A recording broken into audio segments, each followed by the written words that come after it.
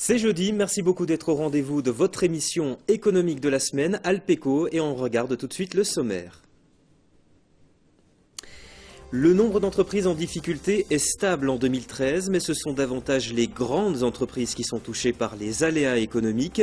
C'est un des enseignements que l'on peut retenir des chiffres rendus publics par le tribunal de commerce de Chambéry. Alors la crise est-elle vraiment derrière nous? C'est ce que nous verrons. Fusionner enseignement professionnel et formation professionnelle, c'est le projet de loi présenté ce mois-ci par le gouvernement. Objectif, rendre le système plus efficace. Alors certaines voix s'élèvent déjà pour annoncer la fin de l'apprentissage. Alors qu'en est-il vraiment? Pourquoi ce mode de formation est-il l'avenir de la France? Eh bien c'est ce que nous verrons dans cette émission. Une émission que j'ai le plaisir de présenter en compagnie d'un invité qui connaît bien l'apprentissage. Il s'agit de Lucien Cotte, le président du CFA métier de l'automobile à Lériers, donc c'est à la Motte Servolex en Savoie. Bonjour. Bonjour. Merci beaucoup d'être avec nous. Francis Rowe de Huit-Mont-Blanc est également avec nous, comme chaque fois, vous le savez, pour décrypter toute l'actualité. Bonjour Francis. Bonjour Jérôme, bonjour Lucien Cotte. Bonjour Monsieur Rowe. Alors vous êtes en plein dans l'actualité, Lucien Cotte, puisqu'en fait cette semaine, il y a plein d'événements consacrés à l'apprentissage. Il y a un salon qui se tient en ce moment à Savoie Expo, je vais y arriver. Donc les rendez-vous de l'apprentissage et également le salon Prépa à La Roche-sur-Foron. Vous êtes convaincu, l'apprentissage, c'est vraiment l'avenir? Oui, absolument. Aujourd'hui, l'apprentissage en alternance, j'insiste sur en alternance, parce que ça implique les entreprises. Et pendant toute la durée de l'apprentissage, les jeunes ont également, simultanément, une expérience de l'entreprise, ce qui fait que dans leur cursus, ils vont acquérir une formation qui va être tout à fait complète et qui leur permettra d'aller dans le marché du travail. Pouvez-vous nous préciser ce qu'est un CFA? Ah oui. Alors, CFA, Centre de formation d'apprentis, c'est une voie d'apprentissage qui est, on va dire, parallèle ou en prolongement éventuellement de la branche traditionnelle de l'éducation nationale, en quelque sorte. Mais sa particularité, c'est effectivement qu'elle implique les entreprises, la famille bien sûr, et des formateurs pendant tout le temps de la formation, et qu'elle permet d'acquérir des diplômes reconnus par l'État, bien évidemment. On va en parler dans cette émission. Oui, vous êtes le premier CFA de l'automobile en Rhône-Alpes en plus, hein, il faut le souligner. Oui, alors bon, on va se faire un petit peu plaisir. C'est vrai qu'on est CFA pilote de la branche automobile. On est premier CFA de Rhône-Alpes, plus important CFA de Rhône-Alpes. On est troisième de France. On est même premier CFA de France pour le véhicule industriel et utilitaire. Voilà, et votre truc, c'est l'automobile. Et notre truc, c'est l'automobile au sens large du terme, hein, parce que on va voir qu'on va aller sur la mobilité durable et tous azimuts. Il y a aussi les camions, la carrosserie, les motos, les pièces de rechange, etc. Alors, la coutume de cette émission veut que l'on commence par ce qui fait l'actualité de la semaine. On a parlé des rendez-vous de l'apprentissage, c'est en ce moment. Il y a également l'actualité sociale qui est marquée par le débrayage des salariés du transport Maury-Ducrot. C'est à Allonzier-Lacaille. Ils s'inquiètent de la fermeture programmée du site. L'entreprise qui a déjà connu en 10 ans une baisse d'effectifs puisqu'on est passé de 150 à 50 salariés. Je vous propose d'écouter ce syndicat, des propos recueillis par Emmanuel Jaude. On ne sait pas quand, on ne sait pas comment, on ne connaît pas les modalités de licenciement des personnes et on se base sur ce qui a été négocié à Paris, c'est-à-dire une enveloppe de 7 000 € par salarié, quelle que soit son ancienneté. On ne proteste pas pour la réouverture de l'agence, on sait très bien que l'agence est condamnée. Après, on proteste sur la manière dont les choses se font et le non-respect des salariés. On attend d'avoir des réponses déjà sur un échéancier pour la fermeture de l'agence et d'avoir une indemnité de licenciement et de départ qui soit un petit peu plus cohérente et respectueuse des salariés. Alors une prime supralégale de 7 000 € par salarié a été annoncée. Mais Francis, depuis quelques heures, on en sait un peu plus. Oui, depuis cette interview, effectivement, on peut parler de bonnes nouvelles. Donc Maury-Ducrot, le tribunal de commerce de Pontoise, et il faut, je crois, encore une fois saluer l'action des tribunaux de commerce en France, a validé la reprise par Arcol Industries qui menaçait de s'en aller parce qu'il y avait quelques perturbations et il souhaitait que les salariés reprennent le travail. Donc Tout n'est pas gagné, mais néanmoins, sur les 85 agences, il y en a 48 qui ont été, a priori, sauvées et sont dans le plan de reprise. Et sur les 5000 salariés, là aussi, on peut toujours voir la bouteille à moitié pleine ou la bouteille à moitié vide, mais néanmoins, il y a 2150 salariés qui sont, dans un premier temps, sauvés. Alors le contexte reste complexe en Savoie et en Haute-Savoie. C'est d'ailleurs ce que l'on peut retenir de l'audience solennelle qui s'est tenue il y a quelques jours au tribunal de commerce de Chambéry. Le tribunal qui en a profité pour présenter les chiffres clés de l'économie pour 2013. Le président du tribunal de commerce qui en a aussi profité pour dire aux chefs d'entreprise « Venez nous voir, écoutez-le ». Moi, le message que je veux faire passer, nous voulons faire passer d'ailleurs, nous juges consulaires, ne venez pas trop tard. La moindre alerte, le moindre signal, venez. Venez. Bon, peut-être qu'il n'en sortira rien. Moi, je contresigne à peu près tous les PV de prévention, puis moi j'en fais pas mal aussi. Bon, quelquefois, bon, ils viennent simplement pour se rassurer. Hein, si jamais il m'arrive un problème, je sais qu'il y a, des mesures que le tribunal pourra prendre. Voilà. Mais c'est pour se rassurer, certain. Voilà, donc le message du président du tribunal de commerce aux chefs d'entreprise, n'attendez pas les difficultés. On va plus loin avec vous, Francis, avec les principaux chiffres clés. Et d'ailleurs, on va en voir un tout premier à l'écran, 532. Ce sont le nombre de défaillances d'entreprises en Savoie. On peut dire qu'il est à un niveau élevé, mais qu'il est plutôt stable. C'est un des chiffres que l'on peut retenir. Absolument. Alors d'abord, effectivement, je tiens à relayer le message du président Oliva, c'est-à-dire celui de la prévention. Donc, un chef d'entreprise qui sent venir les premières difficultés, qu'il appréhende qu'elles seront difficiles à surmonter, qu'il prenne vite conseil, en toute confidentialité bien sûr, avec les juges de la prévention des tribunaux de commerce de leur juridiction. Ne pas attendre que la situation s'aggrave pour éventuellement aller chercher conseil et aller chercher des appuis. Alors, 532 entreprises, sans atteindre les niveaux records des années 93 et 2009, ce sont quand même des séquences de crise économique, il faut s'en rappeler, ça reste à un niveau élevé. Voilà. Le nombre de défaillances n'augmente pas, mais il reste quand même élevé. Élevé, et surtout, ce sont des entreprises, les entreprises qui sont touchées sont parmi les plus importantes. D'accord ? Donc, puisque en Savoie, c'est 1747 salariés qui ont été affectés en 2013, soit plus 10% malgré tout. Ce que vous dites, ça veut dire que les petites entreprises, aujourd'hui, sont moins concernées par les plans sociaux, par les difficultés, mais qu'aujourd'hui, ce sont les très grandes entreprises qui maintenant rentrent dans les difficultés. On a pu l'observer, notamment en Savoie, avec des entreprises de grande taille qui ont été affectées. Néanmoins, ce qu'il faut rappeler, et ce qui est important, c'est que sur ces 1747 salariés concernés, 1433 ont pu être sauvés, les emplois sauvés. Alors, ces emplois ne pourront être durablement sauvés, on aura l'occasion probablement d'en reparler, cela vaut pour toutes les procédures engagées en France, que si le climat des affaires s'améliore, que si les entreprises voient la visibilité dans tous les domaines économiques, fiscaux, et que les carnets de commandes se remplissent. Alors Francis, on va maintenant parler de l'apprentissage, c'est la thématique de notre émission. D'abord une question pour tous ceux qui nous regardent. L'apprentissage, c'est quand on est dans l'entreprise, mais qu'on continue également en parallèle d'être formé. Combien y a-t-il d'apprentis en France? Alors, d'abord il faut rappeler que la France a été à la pointe de l'apprentissage dans les années 60 et a montré l'exemple dans ce domaine. Avec finalement, avant d'abandonner dans les années 70 ces filières stratégiques. Aujourd'hui, le prix à payer est lourd.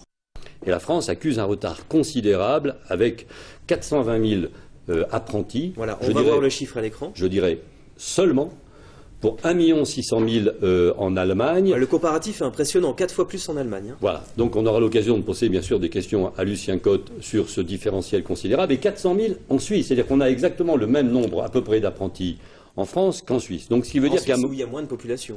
À un moment donné, on a abandonné... Évidemment, donc à un moment donné où on a abandonné ces filières et aujourd'hui, avec des gens comme Lucien Cotte, on est en train de reconstruire ces filières et c'est l'objet d'ailleurs de cette émission d'aujourd'hui. Alors c'est incroyable Lucien Cotte parce qu'on dit toujours, regardez, il y a 420 000 apprentis en France, il y en a 1 600 000 en Allemagne, on est toujours en train de dire, oui les Allemands font toujours mieux que nous, mais est-ce que vous avez vraiment le sentiment qu'aujourd'hui on soutient bec et ongle l'apprentissage? Bon alors écoutez, la comparaison avec l'Allemagne, elle a été faite, elle a même été faite par le président de la République lors d'une intervention au mois de juin pour dire qu'effectivement il faisait le constat de ce différentiel absolument extraordinaire même si les contextes sont différents en Allemagne, il faut prendre les chiffres ex abrupto, c'est 1 600 000 d'un côté et 400 000 de l'autre, il y a un écart de x4, ça c'est absolument insupportable. Voilà, il y a une culture là-bas en plus, qui fait qu'on valorise davantage. Alors le fait aussi c'est que c'est la culture, et la France, si elle a eu une culture de l'apprentissage à un certain moment, dans les belles années où il y avait les compagnons, et qui ont donné des chefs merveilleux en cuisine ou en d'autres matières, d'accord, c'est quand même une doctrine qu'on a oubliée complètement, et ce qui explique la situation d'aujourd'hui. Je ne peux pas parler de catastrophisme, mais on va avoir affaire à des évolutions, notamment démographiques, qui vont être extrêmement importantes. Alors c'est simple, nous, l'apprentissage pour nous, c'est une façon de diriger les gens vers la vie active avec des vrais métiers. C'est-à-dire quelqu'un qui peut éventuellement imaginer d'avoir un ménage, d'avoir des enfants, d'habiter quelque part et d'avoir un travail convenable et pérenne. Alors, ce n'est pas le cas aujourd'hui, puisque toutes les mesures auxquelles on assiste aujourd'hui sont faites pour faire des pansements et pour guérir un manque de travail. L'assistanat ou traiter du chômage ou faire des emplois aidés ou mettre des gens pendant 4 heures par semaine au boulot pour pas qu'ils soient sur Pôle emploi, ça va pas, c'est pas possible. Donc ce que vous dites, c'est que c'est valorisant pour le jeune, c'est aussi valorisant pour l'entreprise, quelque part. Mais pourtant, on a l'impression, vous le savez bien, que certaines entreprises traînent un peu des pieds en disant qu'est-ce que vous voulez qu'on fasse des apprentis, il faut du temps, il faut de l'argent, parce qu'il faut les rémunérer aussi. On entend ça parfois, et pourtant, il y a une belle opportunité pour les entreprises.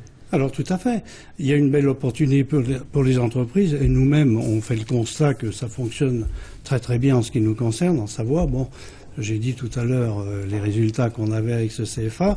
Je ne voudrais pas qu'on en déduise que tout est plus beau, tout va bien dans le meilleur des mondes. Quelle est l'urgence des besoins, Lucien Cotte? Quelle est l'urgence des besoins? La réalité des choses, on peut la voir au travers d'une courbe. Alors justement, on va voir la courbe à l'écran en même temps que vous parlez. Et peut-être la voyons-nous maintenant, je ne sais pas. Alors allez-y, expliquez-nous. C'est une courbe de l'évolution démographique des jeunes de 16 ans. Celle-là, ça, c'est pas des courbes qu'on peut tordre ou manipuler avec un fer à friser les chiffres. Voilà, on voit la courbe à l'écran.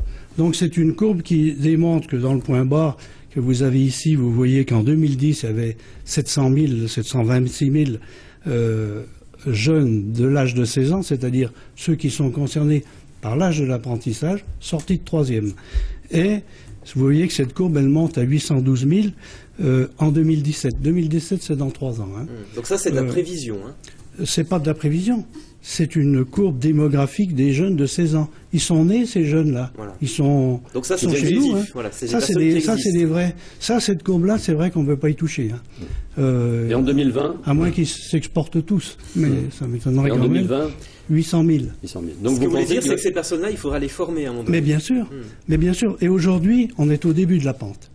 On a en face de nous la pente, dans une situation où il y a une déperdition des moyens qui sont donnés à l'apprentissage de façon drastique, parce que ces budgets, ils reçoivent des coups de pied de l'âne bien régulièrement, tranquillement, et on a recours à des compensations, à des choses comme ça. Moi, quand j'entends compensation, j'entends pas investissement. Compensation, c'est on vide quelque chose pour remplir un autre. Ça change de poche, mais ça change pas de veston. Voilà. Hein. C'est pas de l'investissement. Hein. Alors justement, là, vous parlez un petit peu des aides qui seraient baissées. On va justement regarder tout de suite ce reportage que nous avons tourné chez un concessionnaire qui emploie beaucoup d'apprentis. Regardez et on en parle juste après. Romaric est apprenti depuis 4 ans chez ce concessionnaire. Après 2 semaines en cours au CFA, il effectue 2 semaines en entreprise en contrepartie d'une rémunération. C'est important car on est tout de suite dans le métier, on apprend mieux, on pratique, on sait que la théorie, on ne fait pas que la théorie, on voit aussi réellement comment ça fonctionne, c'est plus intéressant, oui. Durant sa formation, Romaric est accompagné par son maître de stage. Ça consiste à transmettre son savoir-faire et faire évoluer le jeune tout au long de sa formation. Au début, ils arrivent, ils sont mineurs, ils n'ont pas le permis, ils ne connaissent pas grand-chose à l'automobile, ni même à la mécanique. Et puis après, ils travaillent en autonomie au fur et à mesure. Ici, 120 jeunes en alternance sont accueillis tous les ans. Une cinquantaine est apprentie. Les besoins actuellement sont surtout sur les métiers techniques, hein, où nous avons quand même du mal à recruter, notamment pour tout ce qui est formation aux nouvelles technologies, hein, donc les véhicules électriques, les véhicules hybrides. Donc là, on sent le marché avoir besoin de techniciens. Donc c'est surtout sur les métiers liés aux techniques. Nous proposons donc à 85% des jeunes donc, de rester dans l'entreprise, soit à travers un CDI, soit une nouvelle formation. Parce que ce qui est quand même nouveau aujourd'hui dans l'apprentissage, c'est qu'il y a des jeunes qui font des cursus de 3 à 5 ans, hein, qui démarrent avec un CAP, un bac pro, qui peuvent faire un BTS. On a même des jeunes qui sont en licence, bac plus 3, pour faire ensuite donc, des managers dans les entreprises. Donc il y a un vrai plan de formation et qui permet de donner de la visibilité pour accéder à des postes à responsabilité. Aujourd'hui, parmi nos chefs d'atelier, hein, qui encadrent nos équipes ateliers, 50% sont issus de l'apprentissage. 420 000 apprentis en France, 4 fois plus en Allemagne, 1 600 000. Une différence de vision existe bien sur l'apprentissage entre les deux pays. Il y a un véritable décalage entre la communication qui est faite par nos pouvoirs publics qui disent faire une priorité des contrats en alternance, avec les moyens qui sont mis en place. Et d'ailleurs, on a la suppression de l'aide de la région pour les nouveaux apprentis à partir de 2014, qui est vraiment un coup dur pour les petites structures qui veulent recruter des apprentis, parce que malgré tout, c'est quand même une charge, un coût pour l'entreprise. Il faut consacrer du temps. Hein. Il y a des maîtres d'apprentissage qui travaillent avec les jeunes. Et il y a également donc là une rémunération, hein, ce qui est normal pour le jeune. Je sais qu'il y a donc pas mal d'évolutions également à venir, notamment au CFA de l'Airier de Chambéry, hein, qui va clairement se positionner comme un technopôle, hein, pour la formation des métiers de demain, des nouvelles technologies. Donc, Lucien, moi j'aurais une question. Quand est-ce que sera opérationnel ce nouveau technopôle à l'Airier à Chambéry ? Voilà, écoutez, une question directe, réponse directe. Lucien Cotte, vous annoncez un nouveau CFA, il sera opérationnel quand ? Voilà, Lucien c'est moi et Jean-Michel, je te réponds. Le technopôle prévoit une ouverture à la rentrée 2016. D'accord. Donc septembre 2016. Si tout continue de se dérouler comme c'est déjà amorcé. Donc dans 2 ans et demi, vous nous dites que des apprentis pourront être accueillis pour les métiers de l'automobile. Bien, ils le sont d'ores et déjà, hein, puisque c'est sur le socle du CFA de l'Airier que se construit déjà le technopôle des métiers de l'automobile et de la mobilité durable. Qu'est-ce qu'il y aura de nouveau alors ? Oui, alors non, mais la particularité, elle vient, et on peut prendre quand même peut-être 2 minutes pour en parler maintenant, c'est que ce projet de technopôle est issu d'un concours au Grand Emprunt National qui a été voté par les précédentes mandatures en 2010 dans le cadre du projet d'investissement d'avenir et sur le volet innovation, formation en alternance. Qu'est-ce qu'il y aura de nouveau alors sur place ? Alors, on peut le développer tout de suite, c'est que la nouveauté, c'est un prolongement de l'apprentissage au-delà, vers la formation continue, et puis de la création d'une plateforme et d'une interface avec les recherches et développements, des centres de recherche et développement, des universités et les entreprises partenaires qui pourront venir développer sur le site de l'Airier avec de la formation qui va être sur des référentiels greffés, etc. Donc vous nous dites que vous allez créer en 2016 un grand pôle dans lequel il y aura de l'apprentissage, des entreprises, de la recherche et développement. Vous allez créer un grand pôle unique en France en fait. Tout à fait. Donc c'est la conjonction de 3 univers et c'est sur ce point-là qu'on a réussi le concours du Grand Emprunt National qui nous a permis de mettre en chantier ce technopôle, encore une fois, qui sera unique en France. Francis. Alors, je crois que tout ça a pesé 16 ou 20 millions d'euros pour pouvoir construire ce projet sur les 6 années entre le moment où vous avez monté votre dossier et l'ouverture en 2016. On parle de plateforme et on parle d'interface. Donc ça veut dire, ce sont 2 mots extrêmement importants. Donc ce qui veut dire que vous avez à la fois des contacts avec les constructeurs, qui probablement va vont vous demander de participer à la formation dans le cadre des nouvelles technologies, des vendeurs, des fournisseurs, des concessionnaires.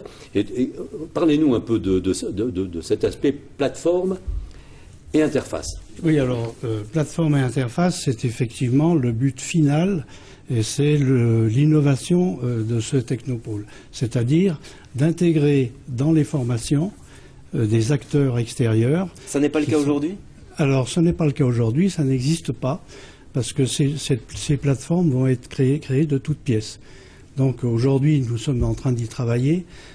On a un comité scientifique qui se réunit régulièrement pour construire les cursus et les référentiels qui vont constituer le corps d'enseignement qui sera, comment dirais-je, mis en place dès 2016 et 2017 par la suite. Alors, c'est vrai que l'innovation est totale puisque ça n'existe pas et d'ores et déjà, tous les partenaires du premier cercle qu'on a contacté pour la construction du projet et pour l'aboutissement du projet reviennent vers nous aujourd'hui, et je pense à des gens comme l'INES, l'Institut national de l'énergie solaire. Alors vous allez travailler avec voilà, donc ça c'est intéressant. Vous allez travailler sur l'énergie solaire, les hybrides. On a déjà entamé ça, et bien sûr le contenu de ces plateformes, ça sera toutes les nouvelles technologies qui vont apparaître sur la mobilité, ce qu'on a appelé la mobilité durable. Donc en gros, ce que vous êtes en train de dire, c'est que l'apprentissage, c'est une voie royale.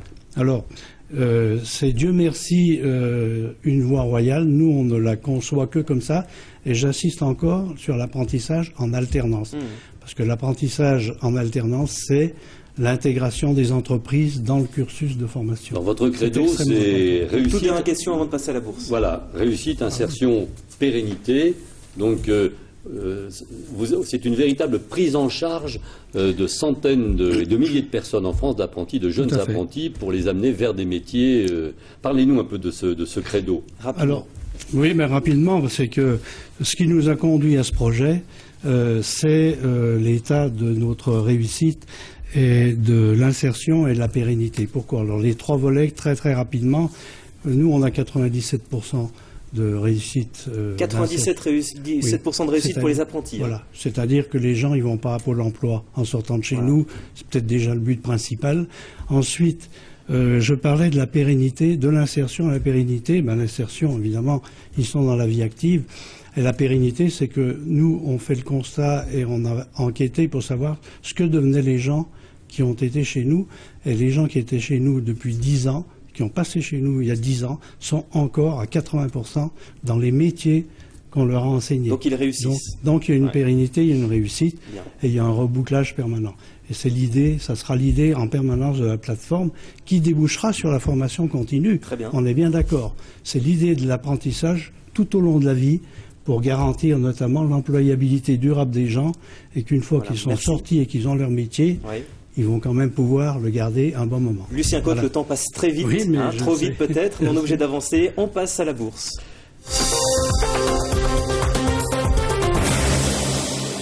Avec une entreprise cette semaine que l'on vous présente, il s'agit de GPI. Alors, de quoi s'agit-il? Oui, encore une belle entreprise, comme chaque semaine. Donc, Gérard Perrier Industrie, c'est une entreprise qui est située à Saint-Priest, dans le Rhône. Sa devise, la maîtrise de l'électricité au service de l'industrie. 1000 salariés, 130 millions d'euros de chiffre d'affaires, 8 millions de résultats fin 2012, 137 millions d'euros de chiffre d'affaires en 2013. Alors, c'est un capital qui est constitué de deux manières, 39% donc flottant et 61% répartis sur une société financière, Gérard Perrier. Alors, le résultat par action a été de plus 13,2% en 2012 et un rendement par action de 2,45 en 2013. Donc l'action progresse. Oui, et son dernier cours se situe à 57,85 €. La note des analystes à 3 mois situe un objectif à 58,47 € et préconise de renforcer les positions. Bon, merci beaucoup Francis Rowe de 8 Mont-Blanc, merci beaucoup Lucien Cotte. Merci beaucoup à vous d'avoir été avec nous. Et puis on espère que l'aventure va bien se poursuivre pour vous. Mais bien sûr, d'ailleurs j'espère que ce n'est pas simplement une aventure. Hein. C'est un très beau projet qui est en train de se réaliser. Je crois qu'on peut dire bravo aux Savoyards et bravo à Lucien Cotte d'avoir réussi ce formidable enjeu de constitution d'une technopole d'apprentissage en Savoie. Voilà, qui sera unique en France. Merci beaucoup à vous de nous avoir suivis. On se retrouve la semaine prochaine pour de nouvelles aventures économiques. Portez-vous bien.